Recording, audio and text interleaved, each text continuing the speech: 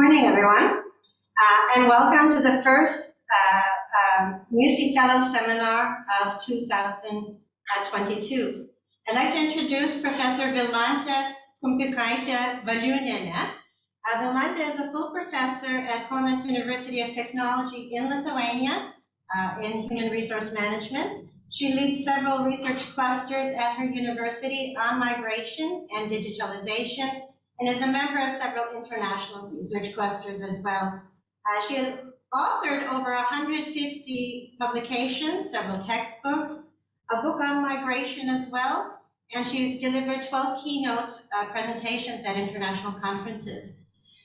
Today's topic, I think, is quite interesting. She'll be sharing her insights about migration from a Lithuanian context. Now, Lithuania is quite unique, I think, within the EU. As you know, for example, Ireland's population has been increasing steadily, especially since 1990. Whereas in Lithuania, we've seen a steady decrease. In fact, people have been leaving the country in droves in several ways since the 1990s. First, with the disintegration of the Soviet Union in the early 1990s, then with the accession of Lithuania into the EU, and most recently, I think we're seeing another mass migration wave. To put it into context, when I was in Lithuania in the early 1990s, I think the population was something like 3.7 million, if I'm not mistaken. And at the moment, it is around 2.6 million. So that's a decrease of about 30%. So that's pretty huge. So I welcome the Professor Kumpikaitė-Valiūnienė to share her insights as to why this may be. Thank you very much. It is really a pleasure to be here, to be as a fellow at MUSSI and Maynooth University. So really, I'm happy to see you here, that you came and joined to listen. So with some kind of interest to migration. So everyone, I would like to ask everyone to connect to menti.com by your mobile phones or computer, as I would like to try to involve you a bit, adding some questions about topic. So voting, evaluation, and similar things. But it will be not too much, step to step. So basically, of course, migration is an issue in the world. Even just around 3.5% of all population live in other countries, they are not born. So in comparison with all population, it's not big, there are not so big numbers, but speaking about some countries, some are much more mobile, and in some regions we face very high immigration and immigration rates, so it could be challenging for local societies. So as I mentioned, that there are some countries which we could call as migrant countries, that even for ages they are known as the immigrating countries. So for example, in Europe we have such kind of Italy, Portugal, they used to travel, they used to migrate, even starting from Middle Ages. And moreover, we have some kind of people that they are willing to migrate more than others. So even because some even they have possibilities, they never move to other countries. Even situation is bad, economic situation, social situation is bad, but they never move to another country. But others, even life looks like very good, but they are moving. So this is could call as migration culture, that some countries are moving more than other countries. So we did study exactly on migration culture, and we published a book where also Professor Audra Mockaitis was a co-author to our books, published in spring last year. So we analyzed and presented more detailed Lithuanian case, but also adding an example from Spain and Portugal, which is possible to read in that book. So basically, of course, we Firstly, we're trying to analyze and to describe what does it mean in migration culture. Because there are not many studies in literature mentioning such kind of phenomena of migration culture. So we proposed as definitions, the main definitions, that it is willingness of people to migrate with a set of corresponding values, which are developed as a result of economic, social, demographic, political, and other push factors of that particular country or region, basically. And that complex will trigger people to leave their home country and could be identified by migration history and high immigration flows. So majority of studies which explore migration culture focus just on high levels of migration flows or some kind of history. And just very few focus on values. So we tried in our study and explored project to involve more attention to values, to explore how the role of values in the case of migration, how these values differ, and how it could be described people by different values to have this input in migration culture. And as I already mentioned, I focus today presenting on Lithuania, case of Lithuania, because exactly we explored that values in the case of Lithuania that I could share with you. Basically, Lithuania have some similarities with Ireland because it was also very known as agriculture country, not so with big population, and as a Catholic country. As Ireland was some kind of big input of church previously, but of course in our case we just had different big neighbor and we had occupation of Soviets, so differently. But as Ireland also had high migration rates. In previously, so also to be called as some kind of high migration culture for some period. Today this is an example of Lithuania that, as we say, is following some kind of similarities with Ireland. And so starting to speak about what is migration culture of Lithuanians, I would like you to try to mention that you already focused and connected, and I'm just switching my screen here. The code is on the top, so 1275. 0928. So maybe somebody would share maybe in chat. Yes, so we see people are connecting.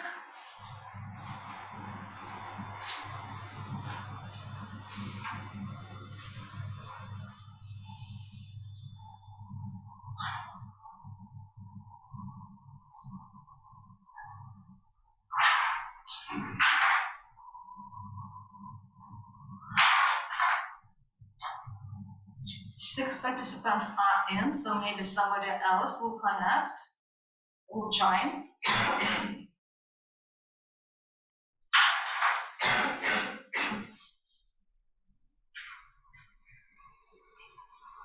Do we have any participants online participating? Okay, do not see that number would be increased, so let's start.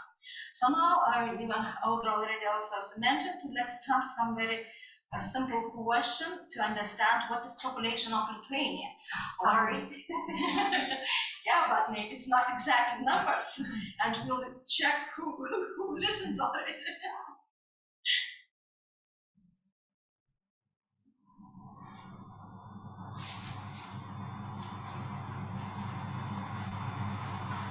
So everyone listen carefully. So population of Lithuania is 2.8 million. So it is just to have an understanding when I'll present some figures later. What does it mean for such kind of small country?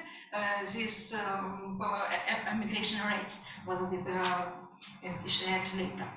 Okay, so let's return back to slides. And I have a couple of more questions for you later.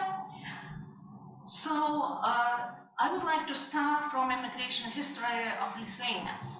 So, based on definition, we see that history of migration is very important for migration culture. So, Lithuania had 4 migration periods. For publication.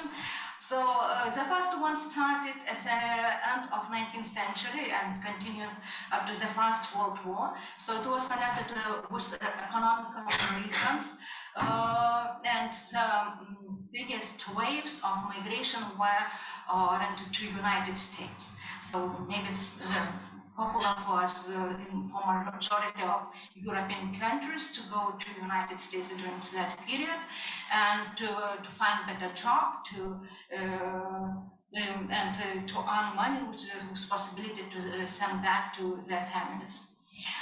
The second period started after independence, so after the first independence of Lithuania in 1918, so and continued up to the Second World War or more, until occupation of Soviet, which happened in the 1940s. So this period also was connected more with economic reasons, as new country had more problems with establishment of economic, with companies and similar things, and some and directions of migrants were a bit different. Even it was American countries, so the United States and Canada and South America, so as Brazil, Argentina, Uruguay, where people want to go for to work for agriculture. As I mentioned, Lithuania is also was agricultural country, and so it was very that they worked for farmers in that for that countries. And even now we have some kind of diasporas left in these countries. The third period started during the Second World War, so connected with Soviet repressions, and continued until Stalin's death, because during this period we lost a lot of population, and these reasons were connected with political issues. The most answer was refugees running from that period. So the majority of our intelligent people were pushed to leave country. Otherwise, not just because of the war, but also because of these political issues, being against Soviets, Communist Party. So, and Audra, she is also from that, we could say, her parents moved during that period, because Audra is born in the United States. So for the second, migrant second generation. So during this period, really, people moved to different countries. And the main campuses were in Germany, and after this, people moved to Australia, United States, and spread around the world.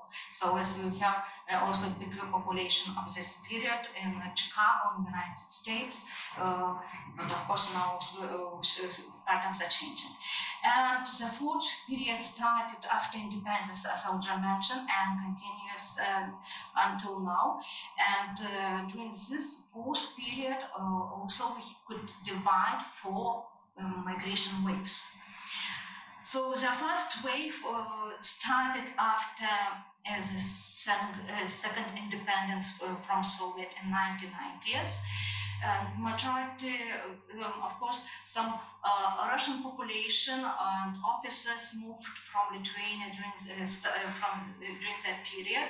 Later on, Jewish people also moved to Israel, because before they were not allowed to travel, and immigration was very restricted during Soviet occupation during this 50 years period. And in majority of cases, this migration later on of Lithuanians was illegal, or because still we have borders, or people moved to their relatives abroad who lived from this previous periods of migration, or to uncles, aunts, and similar. So the biggest wave started later. So the second wave started in 2004, and it was connected with joining European Union, and so was the possibility to leave country officially. And of course, these waves are more connected again so with the changes, economic and political changes, because after after end of the Soviet Union, many companies were destroyed. So high unemployment level, new systems of social system, educational system, everything needed to be established, and of course, it was not easy period for people. So the third wave started when economic crisis arrived to Lithuania, and as well also connected with Schengen, joining Schengen zone. So it means free movement without borders, what became easier. Moreover, more countries opened their labor market for employees. Even Lithuania was already in European Union from 2004, but some countries had still restrictions for a longer period when the labor markets opened. And we see the peak we had in 2010, but it is not just as the peak because of migrants, but also it was connected with some restrictions, official law that all migrants needed to register to declare that they left. So even those who left before, they declared exactly yes, so that number is so high. And the fourth period, wave started in 2015 when we joined Eurozone, so connected with increase of prices and products, and moreover also impact of Brexit was seen because many Lithuanians, migrant Lithuanians, lived in United Kingdom, so it was, as you could say, the last possibility that part of them took their families and moved fully from Lithuania to United Kingdom, waiting because it was unknown how it will be after the Brexit. And we could see a decrease from 2018, and 2019 was the past year during starting from the 1990s when migration rates became positive in Lithuania. So we had more incomers than leavers. And for now, so the situation is the same, that we have more immigrants and emigrants, but it's now more connected with COVID, and we could not say exactly numbers how it will be will continue. And of course now because of the Ukraine war, we have refugees, accepting refugees, so it's also numbers are increasing, but so it's of some different issues that we have to not explored during that independence period. So just to give an example, what does it mean, such numbers for migrants for Lithuania? So our capital has a 500,000 population.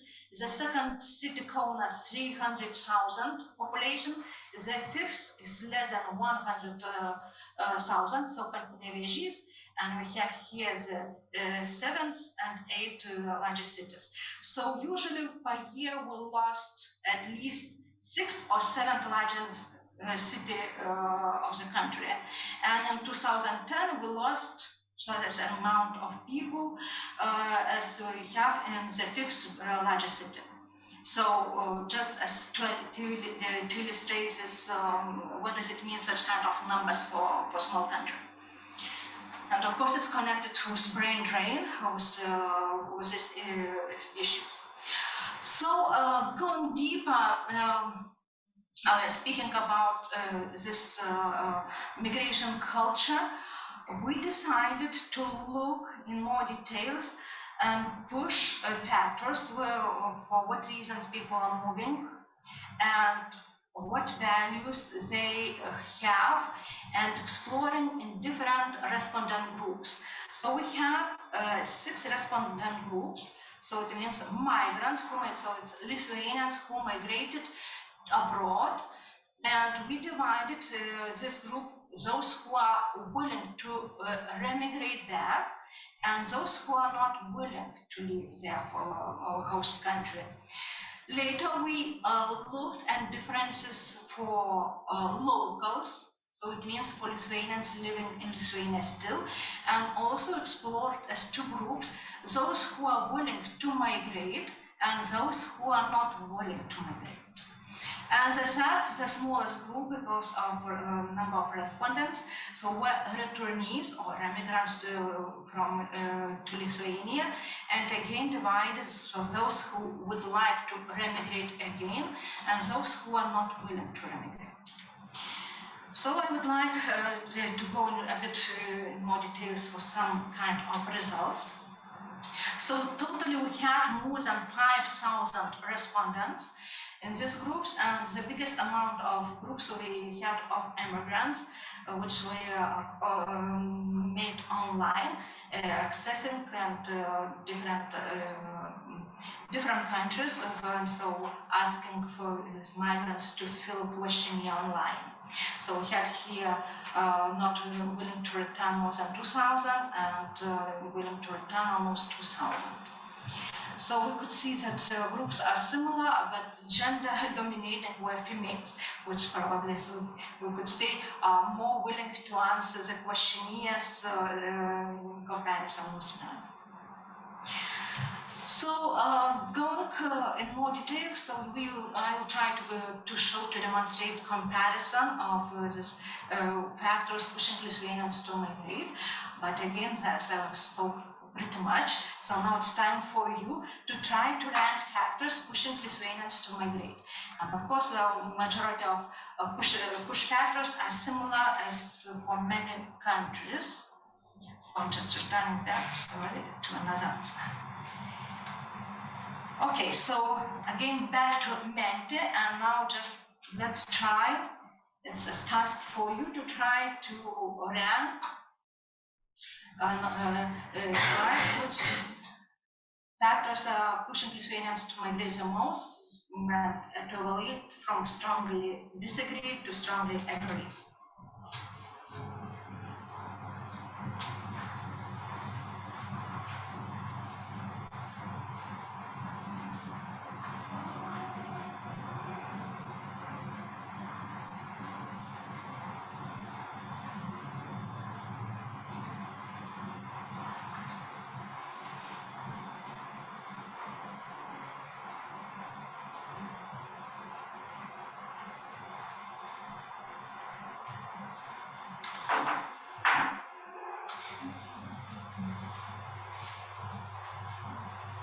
Three answers, maybe some more, somebody will add.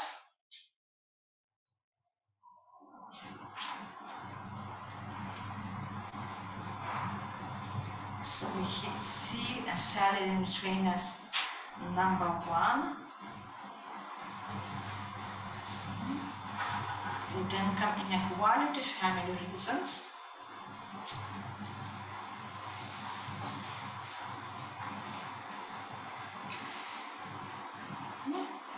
Okay. So thank you very much for your participation here, and again, returning some more answers also. And we return just 2 slides. Just a minute.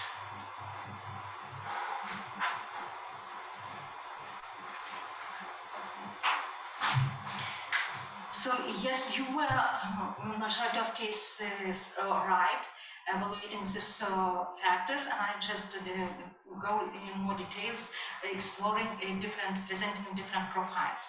So firstly, we start from this immobile locals, which we call which were staying. So as already it was mentioned before, so those what are differences? Mostly in relation just with year, so it's with age.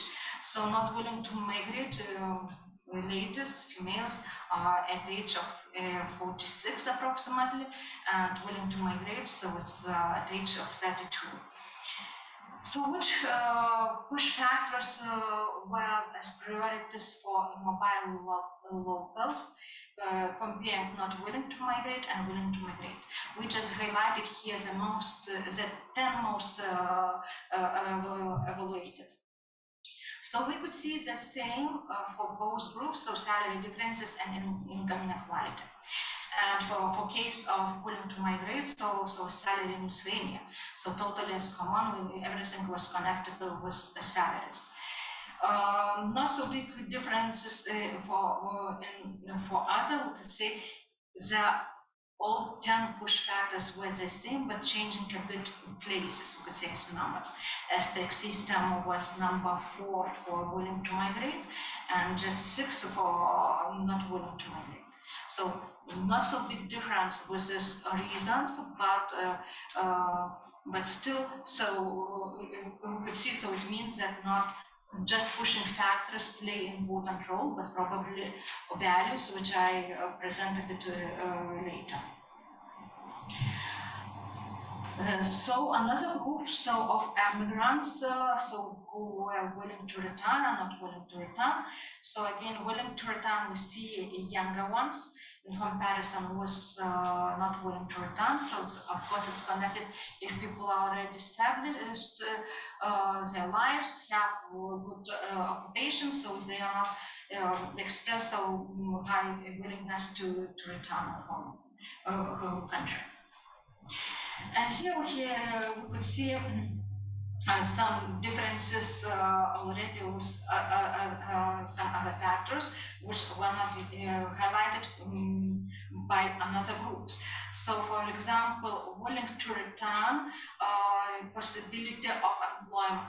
So it means that if people would see a good possibility for employment in Lithuania, so they more or less probably will return to home country. But of course, taking in mind that country is not big, not so big company, sometimes really is challenging to make a career possibilities in small country.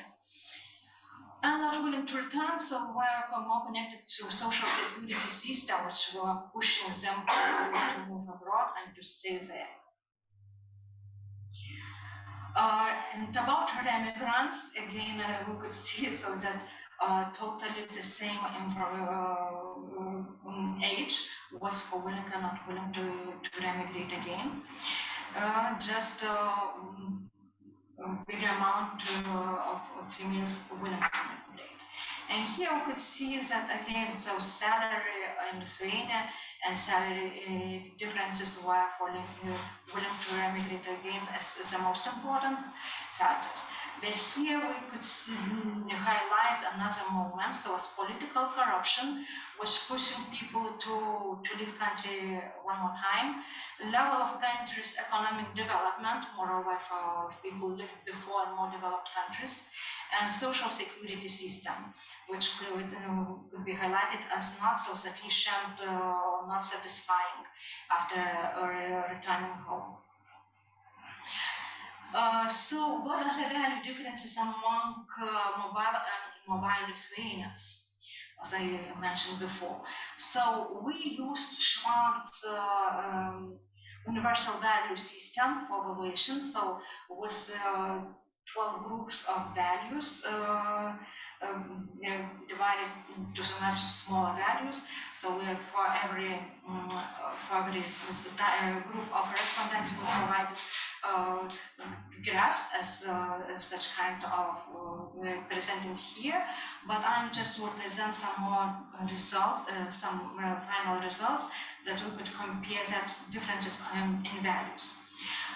So here we have as ranks for this 6 different groups of respondents.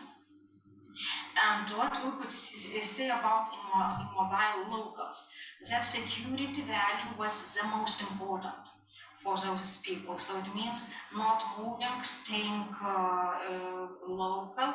It is taking care about safety and stability of society is the most valued issues for them.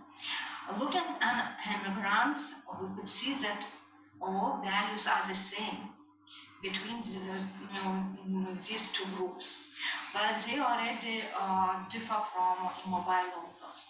And returnees, we could see that the same values. Number 1 is as for migrants, so self-direction changed from security, from people who were, well, they were immobile. So for those who have already migration experience, self-direction becomes as number one. So the people, it means that for them is a very important possibility to choosing their right, what they would like to do, exploring. So maybe it's already some kind of course, explaining why people moved to other countries for other possibilities to explore, to find out something new. And we see that in that case, the security for returnees in comparison becomes just on rank 5th, and for migrants on rank 4. So security's importance going down. So this exactly demonstrates that our idea to go deep and values analysis was correct, that values are changing during, of course, immigration, but also that people have different values even before migration. As you could see speaking about mobile locals, that stimulation is for number one for those who would like to migrate. So it's important for them, they are pushed from inside to explore, to do something more. So, and for example, as well, hedonism. So maybe not so big possibilities for some kind of pleasure in the home country and being abroad, and nobody cares about you, so it's more freedom and possibility to behave as you wish. We could basically, of course, it is just assumptions that we provide some kind of immigrants without the willingness to return. So, as demonstrating totally migrant culture and immobile locals without willingness to emigrate, as representing local culture, because they do not have any willingness and they have the different set of values. So here we could see that differences. Self-direction was number one and just number 3 for mobile locals. And for example, as already was mentioned, security was the most important for locals who without willingness to migrate. But we could see that spirituality, power, and tradition, so lower have the same ranks for both groups, and for all really other groups. So it's number 9, 10, and 11. So it means traditions are more valued for all respondents. And this is more connected, just that traditions are more valued for all the respondents. So I'm already speaking about age. And one more question for you. What are the main immigration destination countries for Lithuanians? What do you think? So I would like to return to Mente. And for your one more question. Here. Try to rank.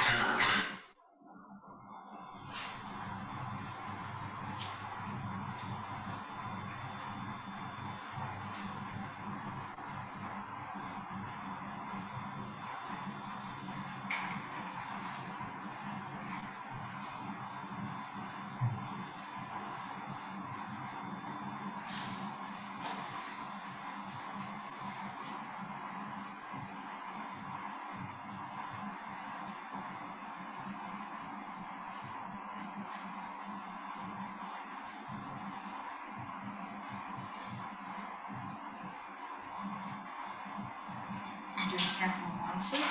Yeah, right.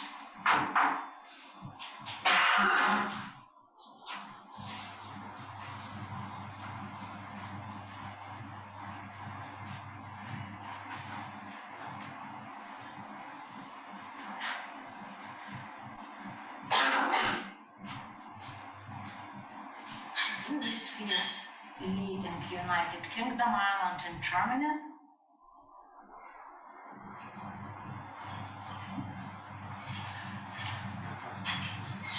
Okay, and I'll be back to my slides, just explaining that really countries were changing during different waves of this. Some different countries were selected during one or another wave. So we do not have real information for the first wave because statistical offices didn't work very well, and mostly now counted clear information from 2001 to 2019. So we could see that during that period we lost more than 500,000 for such a small country.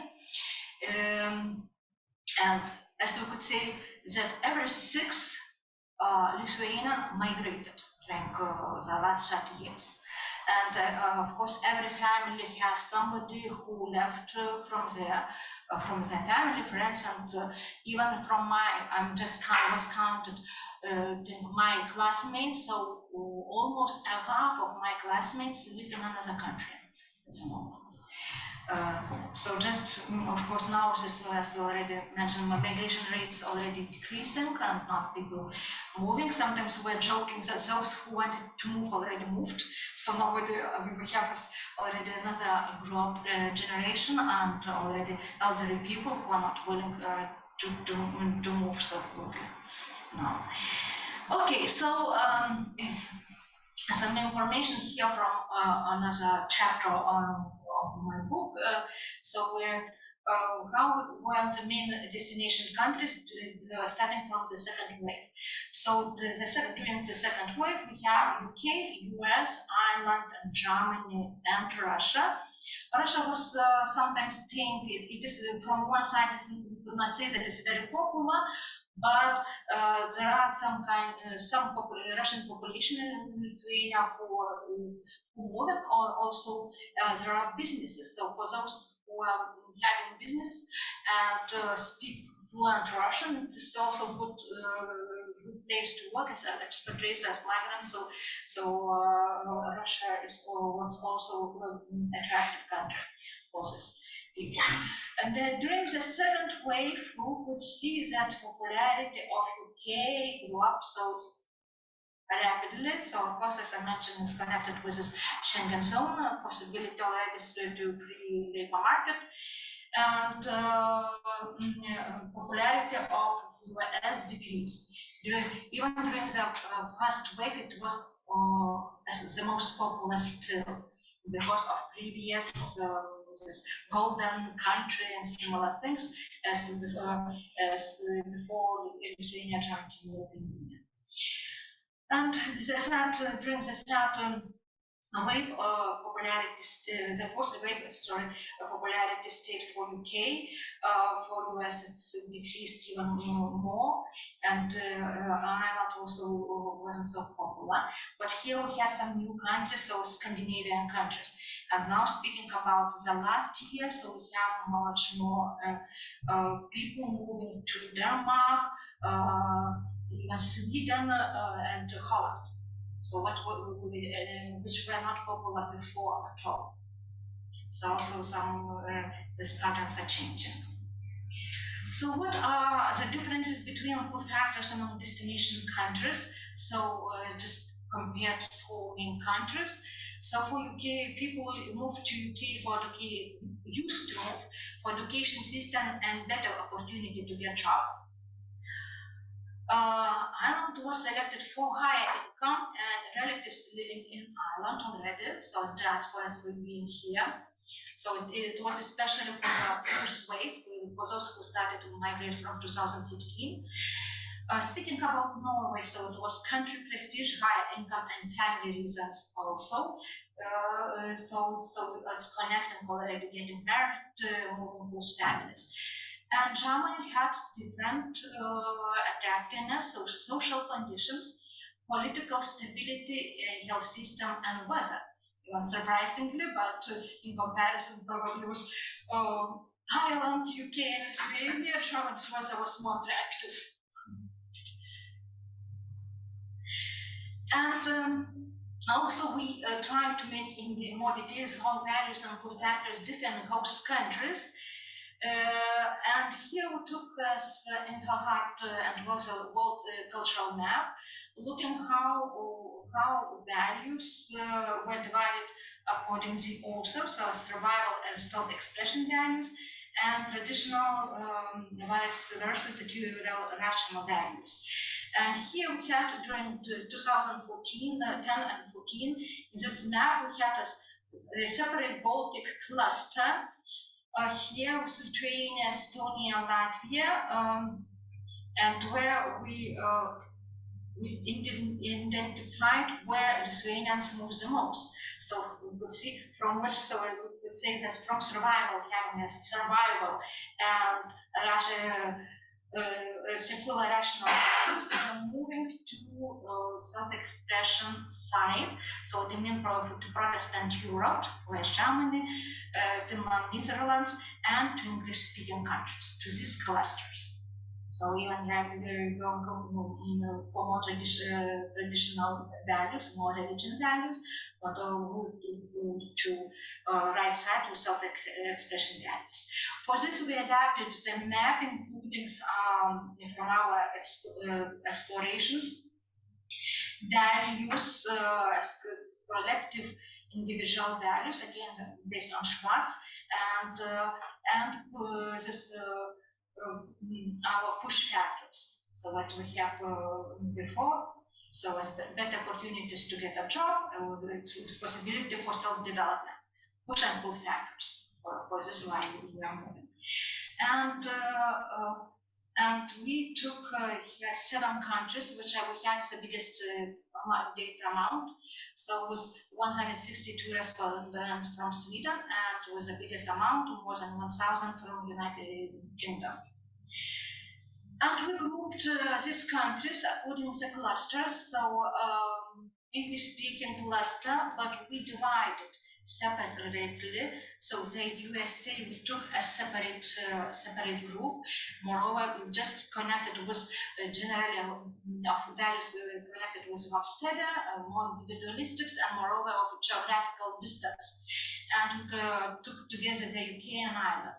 And we had Protestant Europe country group with Norway, Sweden, Denmark, and Germany. And we just compared also how values in different countries, and we see that there are no differences for some values as power, hedonism, or security. And what we did, we tried to explore how it's relates with feeling like home, where people, migrants, keep their home as Lithuania or host country already. How it connects with the values. So based on this, we could see that large number of Lithuanians in the host country leads to feel people as Lithuania is their home country in a Protestant Europe, as well as that higher income abroad also has such kind of impact, feeling that home is still Lithuania, not abroad, not a host country. Language was led to feel people more that America is their home country already in the United States. So political stability was important for UK and Ireland cluster, and higher tolerance for UK, Ireland, and Protestant Europe. Also, so let them to feel as a host country is already their home country.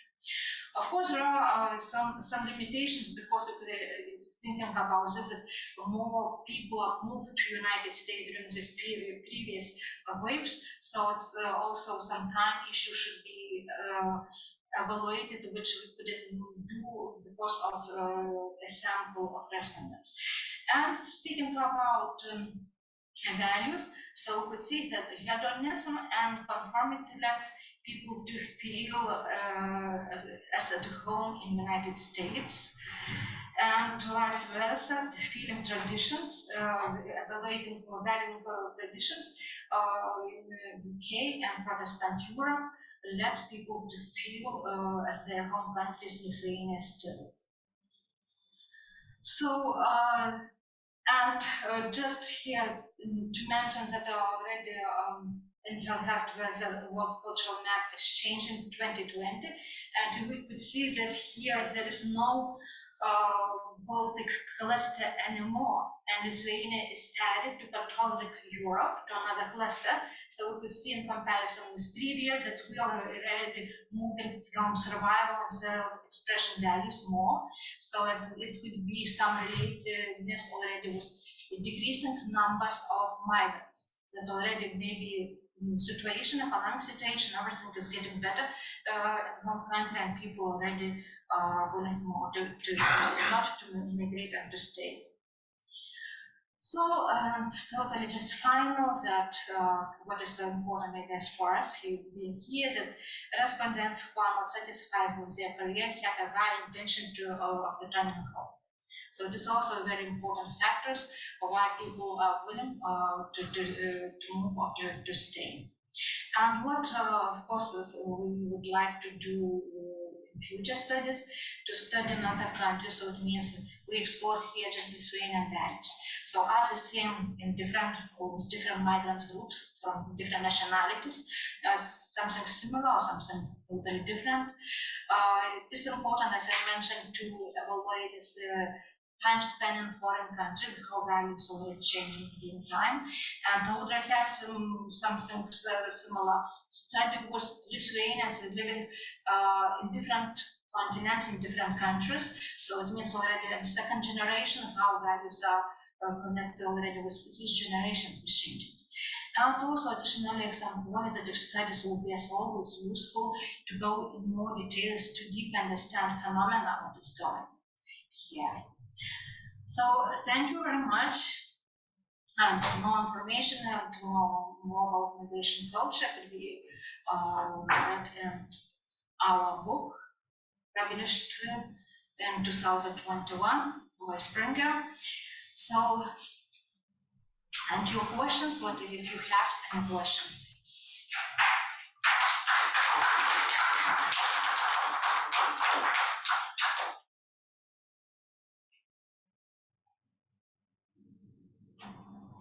Yes, please. Thank you very much for a very interesting presentation, very insightful historical context, and just very interesting data as well. Quick question in relation to the part where you compared the profiles of those who are willing to migrate and those who aren't, and you have seen the difference in age between early 30s were more likely to be willing to migrate than 40s, something's less likely.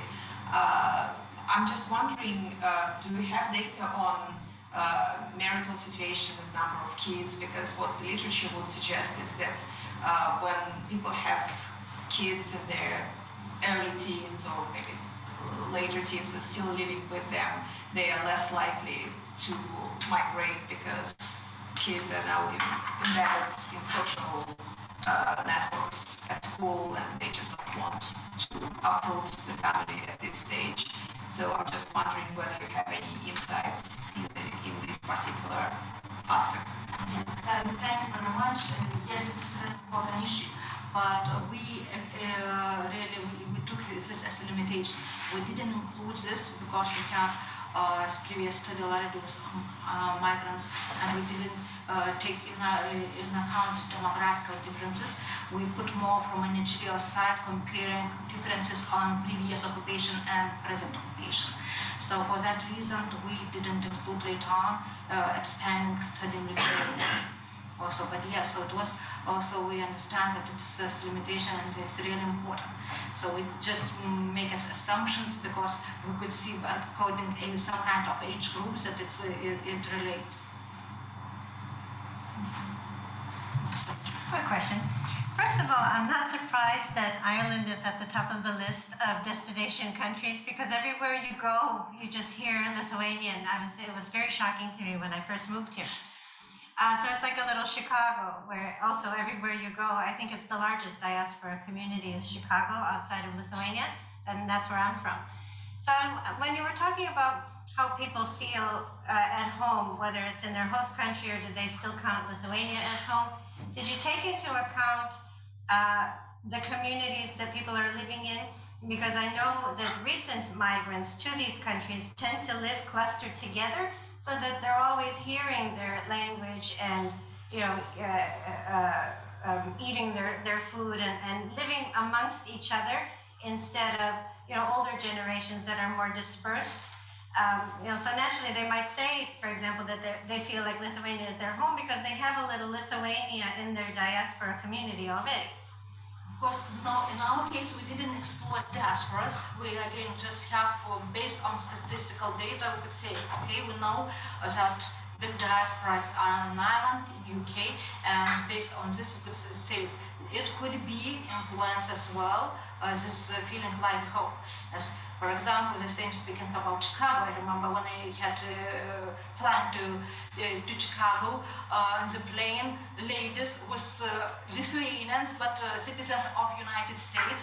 They were speaking just Lithuanian and they didn't know English, but they didn't need it. And similar in Australia, when it's just regions, districts, when people speak, they could communicate in Lithuanian, they could communicate in Russian, for example, and no need to speak English. So I'm feeling like home from that side. Yeah, so it's also good in science. Just so in our case, we just tried to look at this now value differences. But it's true that living in some communities is easier to feel this. Yes, we had one question before. Concerning that, is there a country or destination where you would say there's like the best integration or assimilation program, culture? Because that sounded way more like, I don't know, parallel societies when they don't even speak the mother tongue of the like destination you go to. Do you know if like, especially if any of the 4 or 5 countries you listed as the main destinations, is there like a specific good integration program there? Basically, depending, of course, now speaking about the Lithuanians, so as here in UK, in the United States, as Chicago, they have Lithuanian schools, Saturday schools where kids are coming and studying Lithuanian language as well as cultural traditions, traditional songs. Maybe Audrey could tell, of course, much more as she grew up in that environment. But it depending in different countries, and really our also exploration showing a bit different ways, of course, because people sometimes take different strategies. They want to assimilate, they want to integrate, but I know people who never communicate with Lithuanians being abroad, and they pretending they do not understand. Even passports or their family growing up, but they do not communicate with other Lithuanians. So it's probably for every nation. So there are differences, and people decide how they behave, how they want to totally integrate it, assimilate it, or how. Yes. Yeah, thank you. Learned a lot in the context of what's going on geopolitically at the moment. Your data speaks in lively ways to things that are happening just now. But I'm curious about the anchor concept you use of migration cultures. It's fascinating. I haven't come across those values, the Schwartz values. I must have a look. And that looked really interesting pie chart with the different types. But having done the study, what is your conclusions about the status of the concept of migration cultures? Has it been a useful one? Where has that concept been difficult, perhaps because you're mainly dealing with statistical analysis? And if you thought a little bit about how migrant cultures are formed, what lies behind the proclivity or the disposition of one group of people to migrate in comparison to another? Is there an historical backdrop, perhaps a geopolitical backdrop, that shapes the formation of migration cultures? So, of course, it depends on different countries. When we took this concept, before reading and writing articles about this mentioning migration culture, so just for me, myself, just what the idea came, how basically, what conditions we could say. So based on this literature review, we highlighted these main points, what other authors highlighted. history of migration, this issues as political, social issues, and could be had something else as the war, so which influences people to move, but it does not mean that if it will be without some extreme situations that people would move. So as we could say, more or less, this history of centuries, of some long periods, that some countries, as I mentioned, migrate more. Then they should be identified by high levels of migration flows, and this again, majority of studies focuses just on this. And we have some studies exploring that value change during migration. So it's the same as I mentioned, we decided to check if this value is changing for those who want to migrate or not, and who already migrated. And says we see that we could say that this is primary in science, putting background that values really play an important role for this culture explanation, as basically speaking about culture, definitions of culture includes values, behavior. So these are some kind of background explaining what does it mean, migration culture.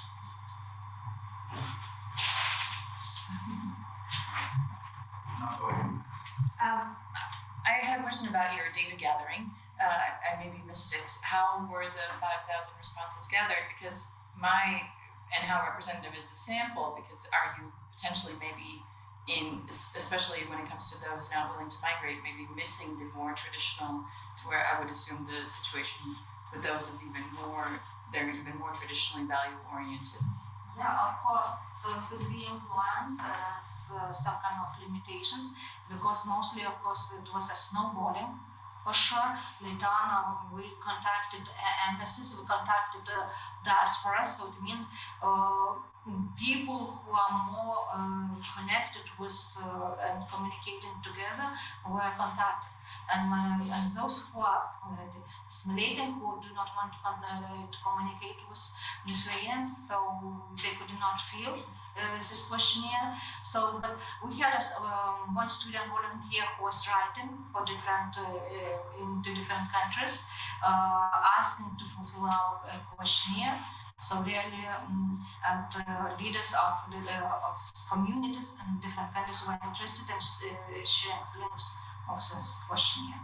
But it was internet based. Yeah? Yes, internet based. Yes. How were you finding those that were filling it in Lithuania? Okay, about Lithuania. No, speaking about Lithuania, yes. Here we bought services from company. Explaining what do we need, and so they have pools of restaurants. So they are accessing during based on internet and even calling by phones. So we have also been hit two different strategies. But later on when we checked, so no differences were. Maybe before that. A brilliant presentation. Thank you very much. I'm just wondering, you spoke about the lack of satisfaction with the job in a host country as a push factor for returnees. Have you looked at any of the pull factors to bring people home?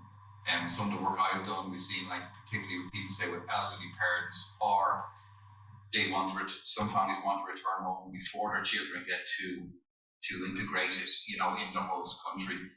I think looking at these factors is quite important because every country wants to bring their immigrants home.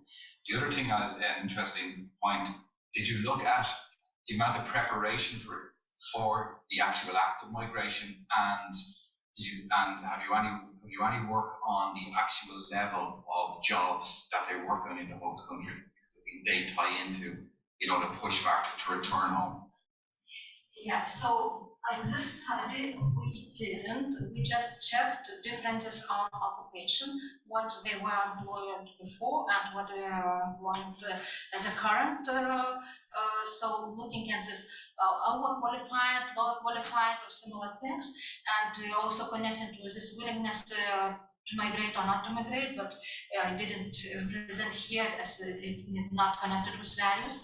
And speaking about why people are returning, so of course we didn't do this study, but we have another study with my student.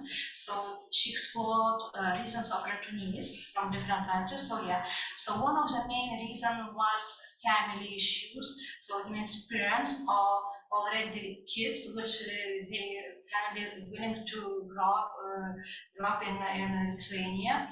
And moreover, some another would say the second reason was nature. We could say as nature as a quality of life, depending of nature, of some, for example, less pollution, less traffic, less stress, and similar things.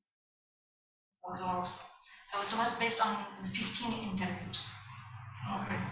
Yeah, because that's an interesting angle, because I've done some qualitative research on what people from the Baltic Republic in Ireland, and one of the what we call the sticky factors in Ireland, because the majority originally planned to come for 2 to 3 years, purely instrumental reasons to earn more money. And we were trying to find out, well, they're now here 5 years, 6 years. They had to be here 5 years to qualify for the research. And one of the big sticky factors was actually the relaxed lifestyle in Ireland, money on top of financial issues. But as time moved on, when they came first for money, they were prepared to take any job. It wasn't a career decision, it was a purely financial decision to come to Ireland for 2 to 3 years. And that's fine for 2 to 3 years, but we found they were working in underemployed positions. That's why I was interested in the occupation that they're in. And we found that when they couldn't move back into their old professions or whatever, this was becoming a bit of a push factor out of Ireland when their financial issues. But the big stick was, as you phrased nature, the word relaxed lifestyle came up multiple times in our interviews about one of the factors, that appealed about Ireland. Like, I wonder how enduring that is, if they're still just, if you still have a qualified psychologist working as a truck driver, how long will the relaxed lifestyle last as, as a factor to stay in Ireland? So just maybe, we have one article on published in the Baltic Journal of Management, exactly comparing push and pull factors based on different occupations. So from Lithuania, so it's a quantitative study, so how this push factor is different in comparison with their previous occupation. We have a question online from Tanya Byrne, who writes, first of all, thank you so much. Interesting to see the data and trends around immigration periods. Her question is the Lithuanian government doing anything to prevent or slow down further migration from the country? We have some kind of programs. Of course, now we have some kind of welcome back to Lithuania. So some issues, but some, of course, some maybe you could say some programs work better, some not.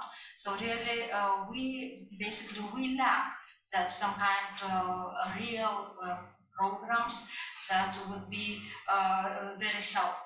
But there are really now more examples. So, for example, there are schools who allowed to school children after return even studying 2 languages, helping to adapt at schools. So, because another reason why people remigrate again after returning, so that kids cannot adapt previously. They couldn't, and for example, face programs at schools because not already so good Lithuanian language and because of studies. So there are now much more possibilities. But we provide some kind of also based on our studies, sometimes provide some also possibilities of what could be done to prevent migration, but now we speak more sometimes even about returning. So but some, as already mentioned, during COVID, some situation changed and it was influenced and we do not know how. Looking how it's going, it will be the 5th wave or migration or not.